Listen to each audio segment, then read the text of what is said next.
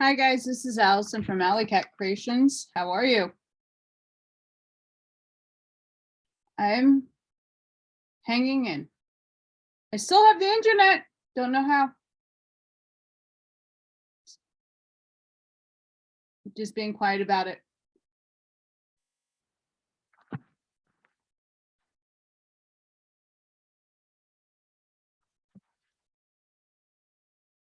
We're starting part 2 today. I'm excited.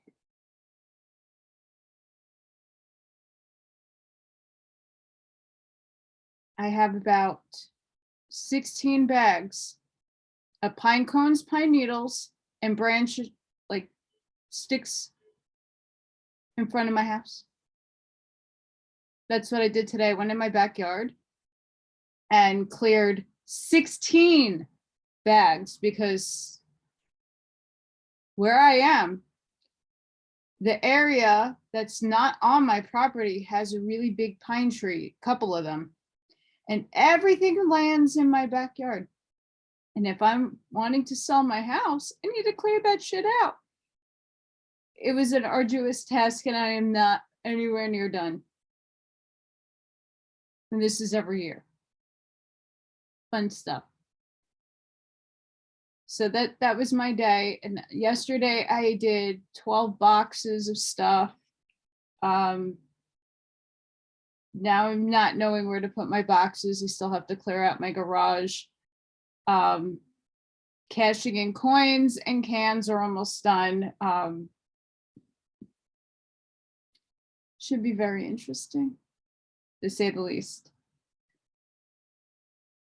Before I start, please hit that like button. Helps me get to as many people as possible. Please subscribe to my channel if you haven't done so already. I'm noticing YouTube is doing it again. It's either taking people off or just skewing with the numbers. You know, and it's not like I have a humongous channel where, you know, no, it's like pissing me off. But I guess, you know, when you spread the knowledge and the truth, you're over your mark. Also, please share, because sharing is caring. And if you have it within you to support my work, if I've given you a new book to read, a light bulb moment, something to research, or connect the dot, please consider helping me out. I'm in desperation times. You know, I've been surviving my entire life, like just surviving. And I've been very blessed that I still have things on, but it can go down at any day. And I'm not going to be around this weekend. I am traveling to check out a state that I'm looking into moving. I just can't go sight unseen and not pick the energies up. I need to see the people, the energies, to see if I'm a match and they're a match, and energetically I feel better. So that's what I am doing. I'm driving and then driving back. And that's really the thanks to Cash and Coins and Cans and a few people who are helping me out. Who has a belly out? Who has a belly out? Co-host number 1.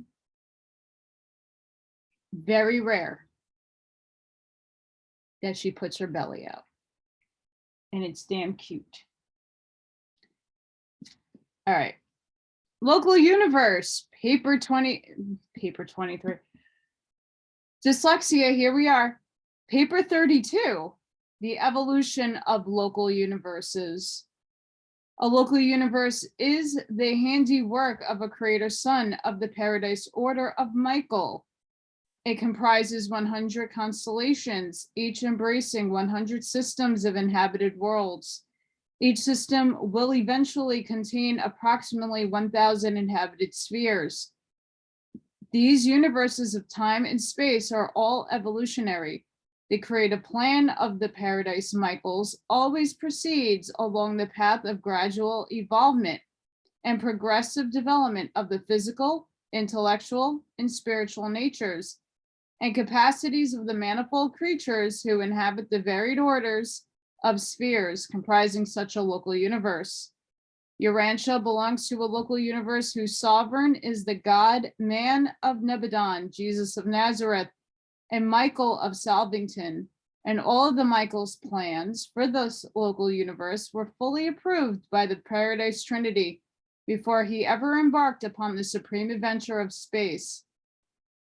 The sons of God may choose the realms of their creator activities, but these material creations were originally projected and planned by the paradise architects of the master universe.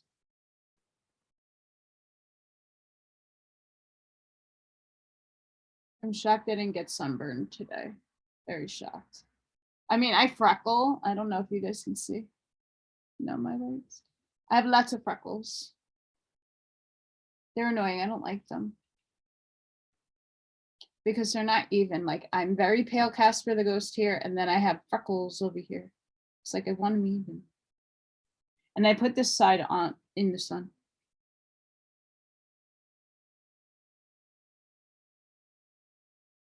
She's too cute. Physical emergence of universes. The pre-universe manipulations of space force and the primordial energies are the work of the Paradise Master Force organizers, but in the super-universe domains, where emergent energy becomes responsive to local or linear gravity, they retire in favor of the power directors of the super-universe concerned. These power directors function alone in the pre-material and post-force phases of a local universe creation. There is no opportunity for a creator sun to begin universe organization until the power directors have effected the mobilization of the space energy sufficiently to provide a material foundation, literal suns, and material spheres for the emerging universe. The local universes are all approximately of the same energy potential, though they differ greatly in physical dimensions and may vary in visible matter content from time to time. The power charge and potential matter endowment of a local universe are determined by the manipulations of the power directors and their predecessors, as well as by the creator sun's activities and by the endowment of the inherent physical control process possessed by the creative associate. The energy charge of a local universe is approximately 1/100,000th of the force endowment of its super universe. In the case of Nebadon, your local universe, the mass materialization is a trifle less. Physically speaking, Nebadon possesses all of the physical endowment of energy and matter that may be found in any of the Arvantan local creations. The only physical limitation upon the development expansion of Nebadon universe consists in the quantitative charge of space energy, held captive by the gravity control of the associated powers and personalities of the combined universe mechanism. When energy matter has obtained a certain stage in mass materialization, a paradise creator sun appears upon the scene, accompanied by a creative daughter of the infinite spirit. Simultaneously with the arrival of the creator sun, work has begun upon the architectural sphere, which is to become the headquarter world of the projected local universe. For long ages, such a local creation evolves suns, become stabilized, planets form and swing into their orbits, while the work of creating the architectural worlds, which are to serve as constellation headquarters and system capitals, continues. Universe organization. The creator suns are preceded in universe organization by the power directors and other beings originating in the third source and center from the energies of space.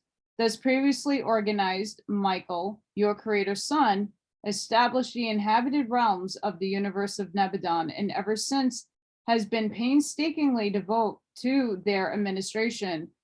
From pre-existent energy, these divine suns materialize visible matter, project living creatures, and with cooperation of the universe presence of the infinite spirit, create a diverse retinue of spirit personalities. These power directors and energy controllers who long precede the creator sun in the preliminary physical work of universe organization later serve a magnificent liaison with the universe sun, forever remaining in associated control of those energies which they originally organized and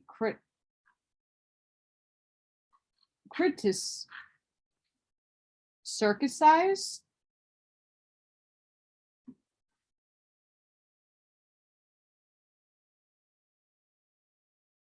Weird word.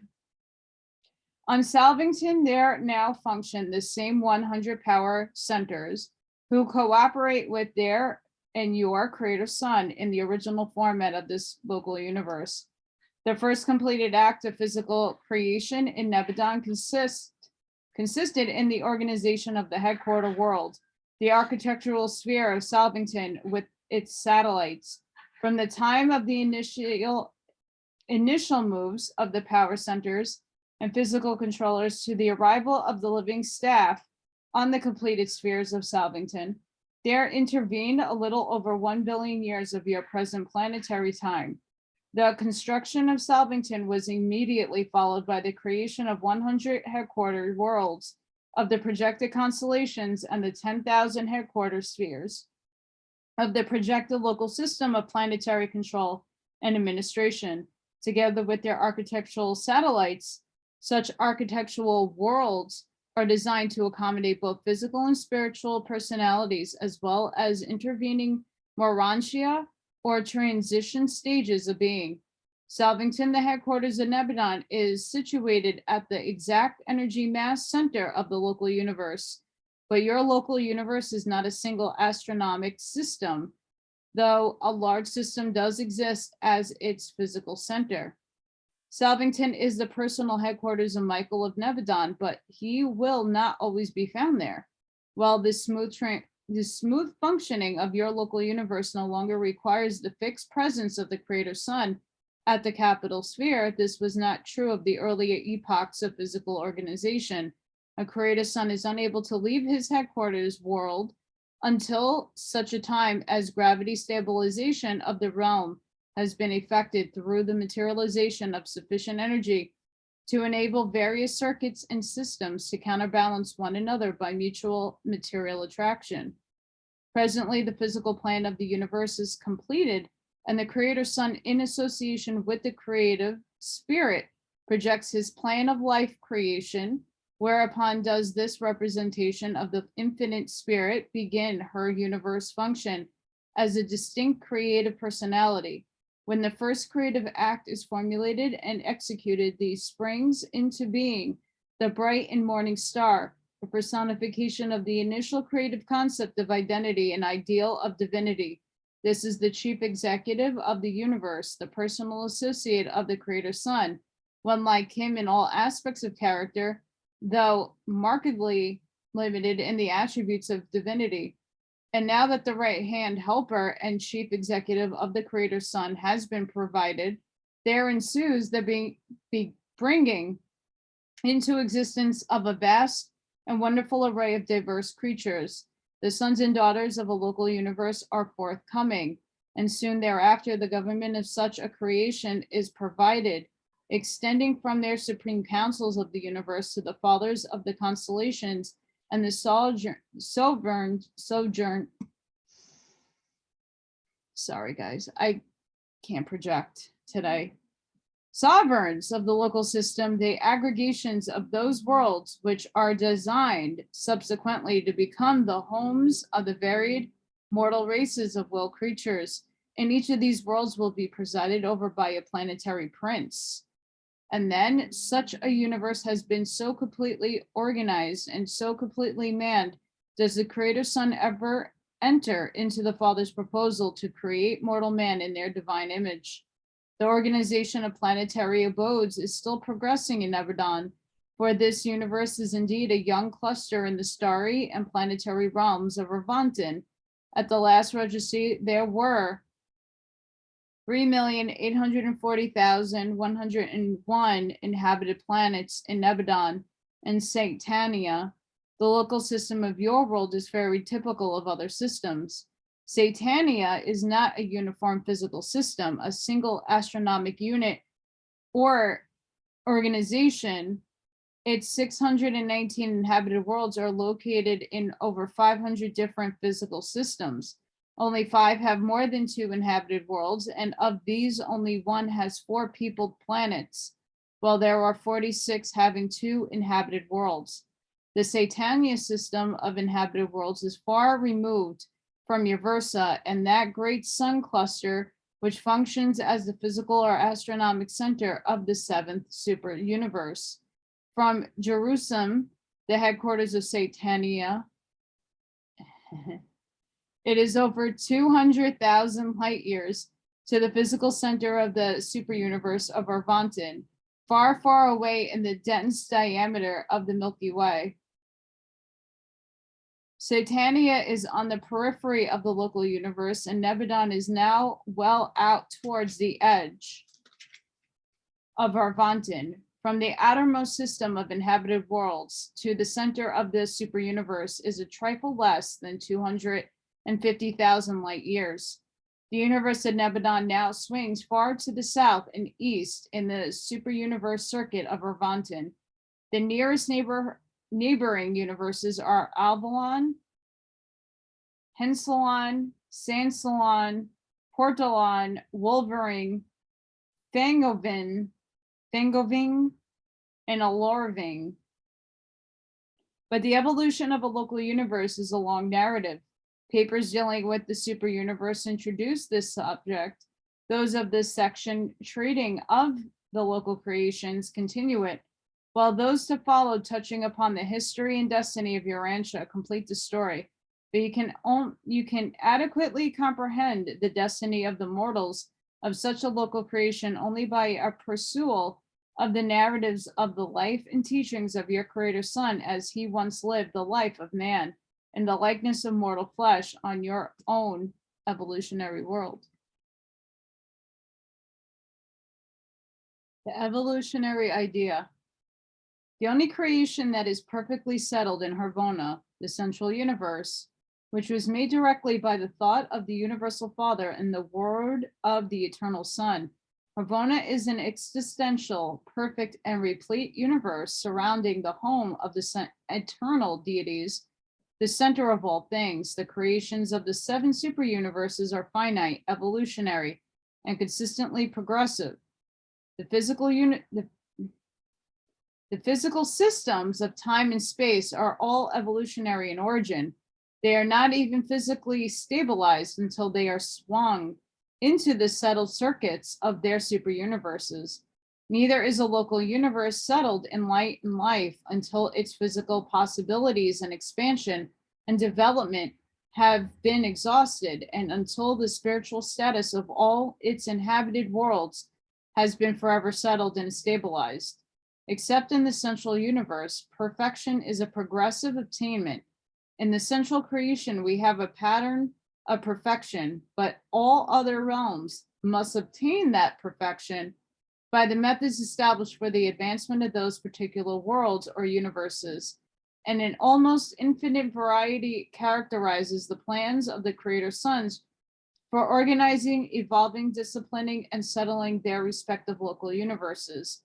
With the exception of the deity presence of the Father, every local universe is, in a certain sense, a duplication of the administrative organization of the central or pattern creation.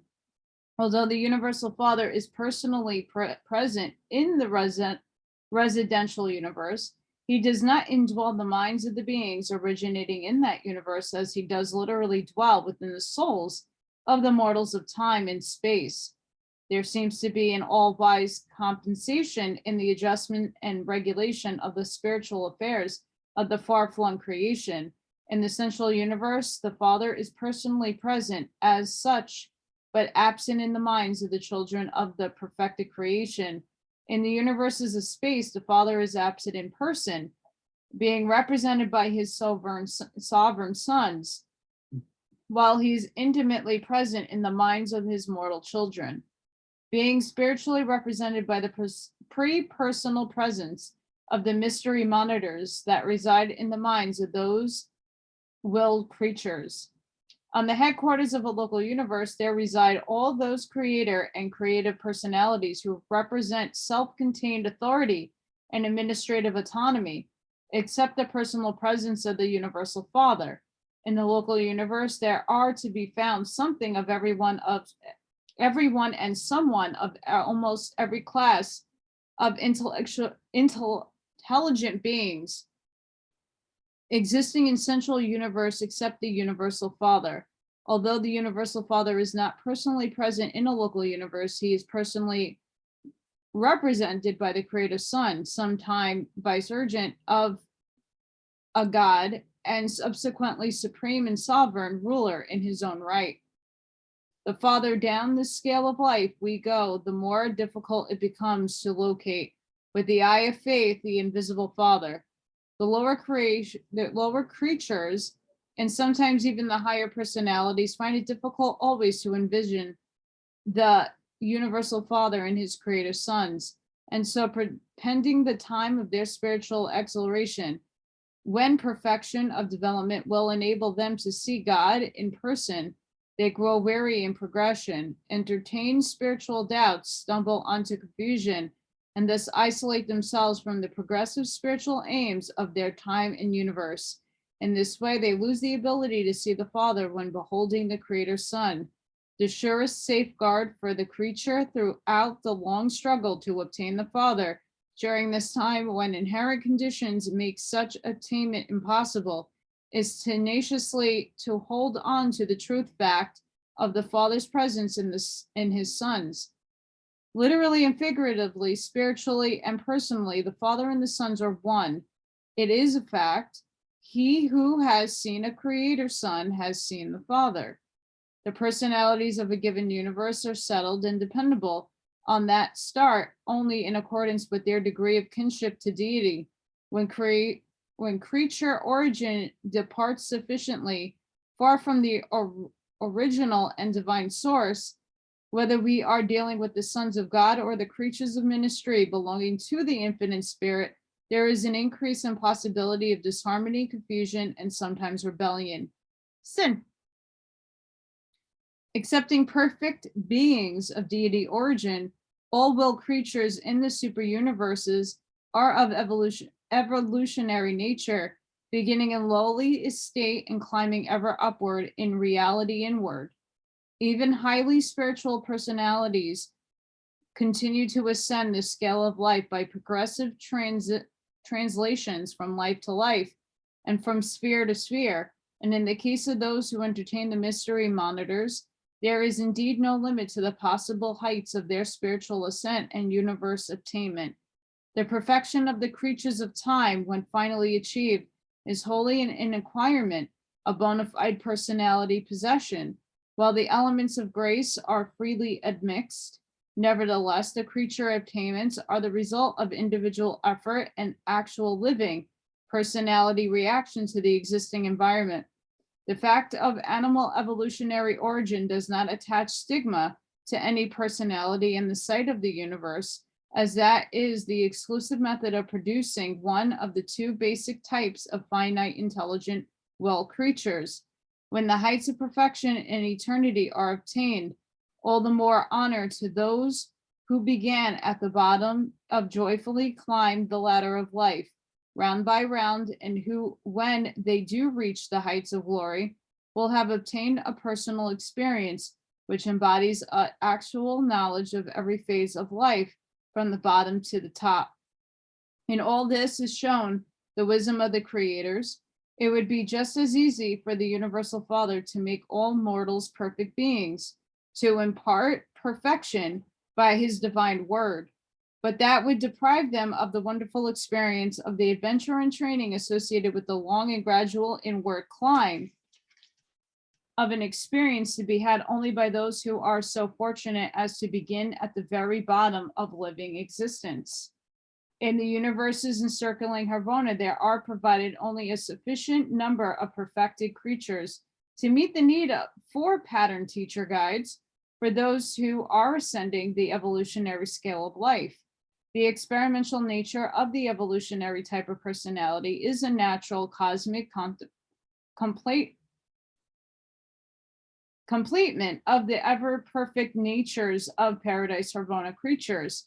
In reality, both perfect and perfected creatures are incomplete as regards finite totality, but in the complemental association of the existentially perfect creatures of the Paradise Harvona system with the experimentally perfected finaliters ascending from the evolutionary universes, both types find release from inherent limitations and thus may conjointly attempted to reach the sublime heights of the ultimate in creature status. These creature transactions are the universe repercussions of actions and reactions with the sevenfold deity, wherein the eternal divinity of the Paradise Trinity is conjoined with the evolving divinity of the supreme creators of time, space, universe, in, by, and through the power actualizing deity of the supreme being. The divinely perfected creature and evolutionary perfected creature are equally in degree of divinity potential, but they differ in kind. Each must depend on the other to obtain supremacy of service. The evolutionary super universe depends on perfect Harvona to provide the final training for their ascending citizens, but so does the perfect central universe require the existence of the perfecting super universes to provide for the full development of the descending inhabitants. The two prime manifestations of finite reality, innate perfection and evolved perfection, be they personalities or universes, are coordinate, dependent, and integrated. Each requires the other to achieve completion of function and service and destiny. God's relation to a local universe. Do not entertain the idea that since the Universal Father has delegated so much of himself and his power to others, he is silent or inactive member of the deity partnership. Aside from the personality domains and adjuster bestowal, he is apparently the least active of the Paradise deities in that he allows his deity coordinates, his sons, and numerous created intelligences to perform so much in the carrying out of his eternal purpose. He is a silent member of the creative trio only in that he never does aught which any of his coordinate or subordinate associates can do. God has fully understanding of the need of every intelligent creature for function and experience, and therefore in every situation, be it concerned with the destiny of the universe or welfare of the humblest of his creatures, God retires from activity in favor of the galaxy of creature and creator personalities who inherently intervene between himself and any given universe situation or creative event. But notwithstanding this retirement, this exhibition of infinite coordination, there is only God's part, an actual, literal, and personal participation in these events by and through these ordained agencies and personalities. The Father is working in and through all these channels for the welfare of his far-flung creation. As regard the policies, conduct, and administration of the local universe, the Universal Father acts in the person of his Creator Son. In the interrelationships of the sons of God, in the group associations of the personalities of origin in the third source and center, or in the relationship between any other creatures, such as human beings, as concerns such associations, the Universal Father never intervenes. The law of the Creator Son, the rule of the constellation fathers, the system sovereigns, and the planetary princes, the ordained policies and procedures for the universe always prevail. There is no division of authority, never is there a cross-working of divine power and purpose. The deities are in perfect and eternal unanimity. The Creator Sons rules supreme in all matters of ethical associations. The relations of any division of creatures to any other classes of creatures or of two or more individuals within any given group But such a plan does not mean that the Universal Father may not in his own way intervene and do aught that he pleases the divine mind with any individual creature throughout all creation, as pertains to that individual's present status or future prospects, as concerns the Father's eternal plan and infinite purpose. In the mortal will, creatures, the Father is actually present in the indwelling adjuster, a fragment of his pre-personal spirit, and the Father is also the source of the personality of such a mortal will creature. We are all fractals of God. These thought adjusters, the bestowals of the Universal Father, are comparatively isolated. They indwell human minds, but have no discernible connection with the ethical affairs of local creation. They are not direct, sorry guys. They're not directly coordinate with the seraphic service, nor with the administration of systems, constellations, or a local universe. Not even with the rule of the Creator Son, whose will is the supreme law of his universe. The indwelling adjusters are one of God's separate but unified modes of contact with the creatures of his all but infinite creation. Thus does he who is invisible to mortal man manifest his presence, and could he do so, he would show himself to us in still other ways, but such further revelation is not divinely possible.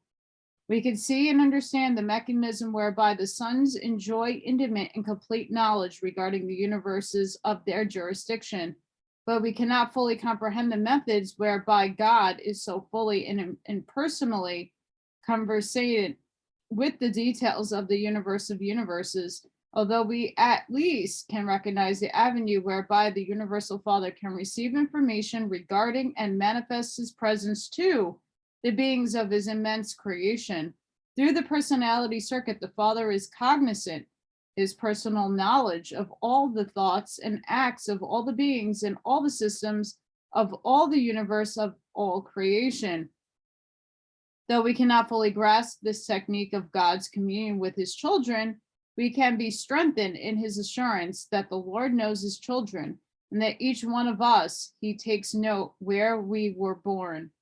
In your universe and in your heart, the Universal Father is present, spiritually speaking, by one of the 7 master spirits of central abode, and specifically by the divine adjuster, who lives and works and awaits in the depths of the mortal mind.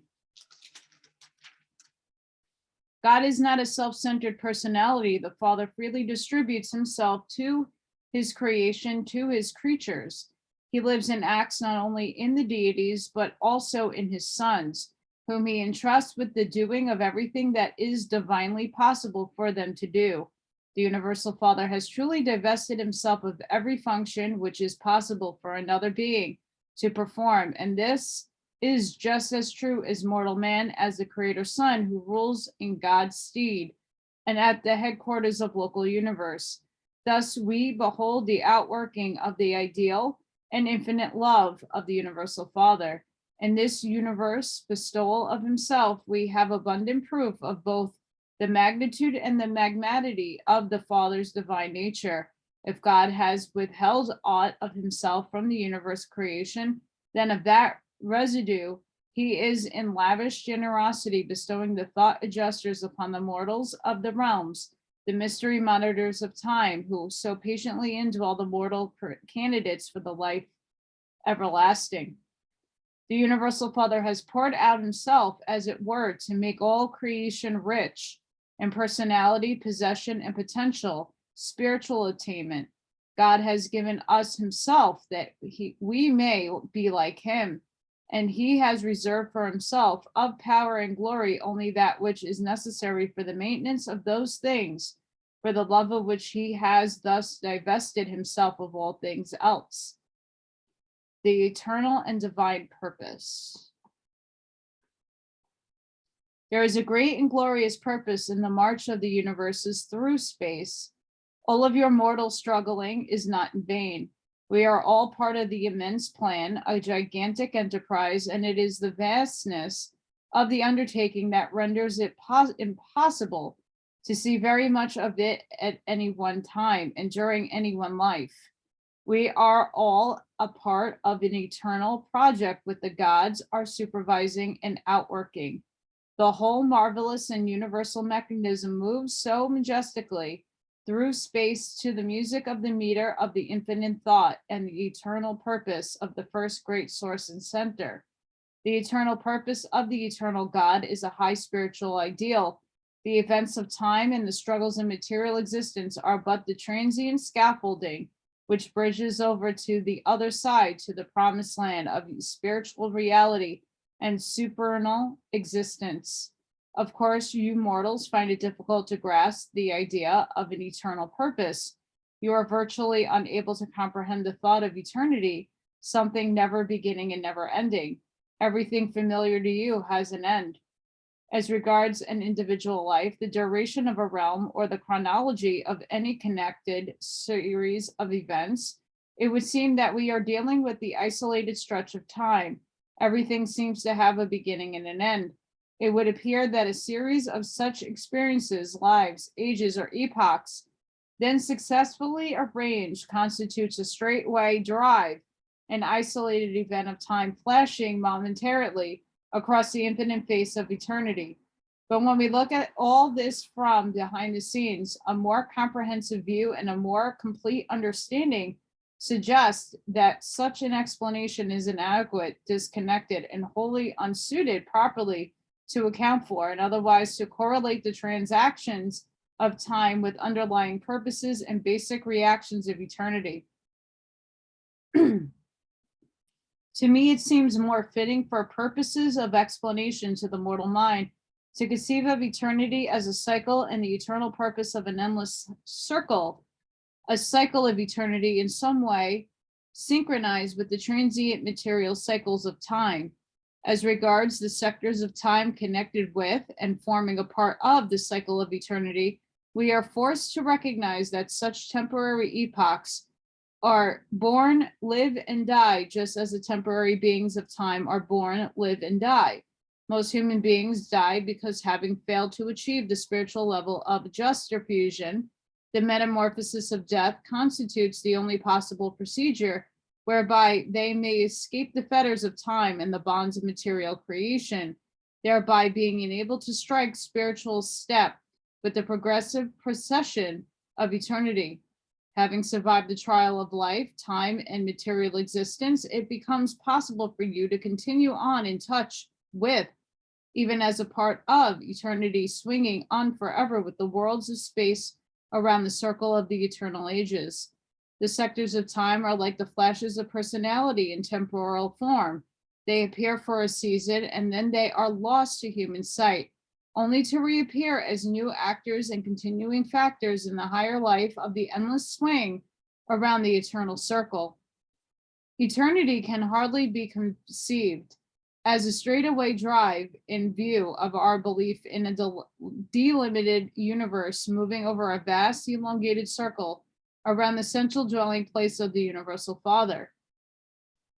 Frankly, eternity is incomprehensible to the finite mind of time. You simply cannot grasp it. You cannot comprehend it. I do not completely visualize it, and even if I did, it would be impossible for me to convey my concept to the human mind. Nevertheless, I have done my best to portray something of our viewpoint, to tell you somewhat of our understanding of things eternal. I am endeavoring to aid you in the crystallization of your thoughts about these values, which are infinite nature and eternal import. There is in the mind of God a plan which embraces every creature of all his vast domains, and this plan is an eternal purpose of boundless opportunity, unlimited progress, and endless life. And in the infinite treasures of such a matchless career are yours for the striving. The goal of eternity is ahead. The adventure of divine attainment lies before you. The race for perfection is on.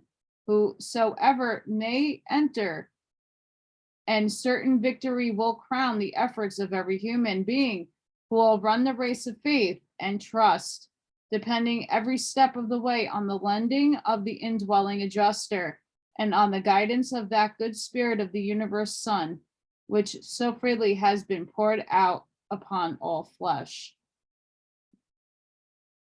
Presented by a mighty messenger temporarily attached to the Supreme Council of Nebadon and assigned to this mission by Gabriel of Savington.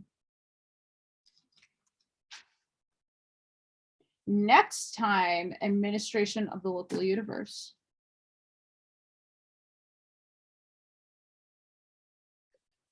This book confirms everything that I've been talking about, how we're fractals of God. It says it there, black and white. And that we're immortal. There are a lot of documents and papers and other things to go bouncing off of this that suggest we are immortal. I could tell you I've lived a shit ton of lives. I'm extremely an ancient soul. And I'm starting to get my memories back of those times. Fun. But I'm not alone. Many of you have traversed the same experience as me in very similar jobs and very similar forms. And we indwelled here as volunteers to have a human immortal experience. So I hope you enjoyed that. Sending each and every one of you love and light. I hope you got something out of that, because I just got validated once again. If you have it within you to help me during this rough time, my information will be linked down below. I hope that there is a day that I don't have to ask anymore, that knowledge should be free and donations are always welcomed, but help is always needed, especially when I'm in this situation. So I'm looking for the day that I don't have to reach out for help. So I hope everybody has a really wonderful weekend. I won't be around. I'm going to try to get in maybe 1 or 2 oracle readings tomorrow before I take a very long nap and get myself prepared for my little excursion to where I'm going. Okay, so I should be back next week if I don't upload oracle cards tomorrow. Mwah. Bye, guys.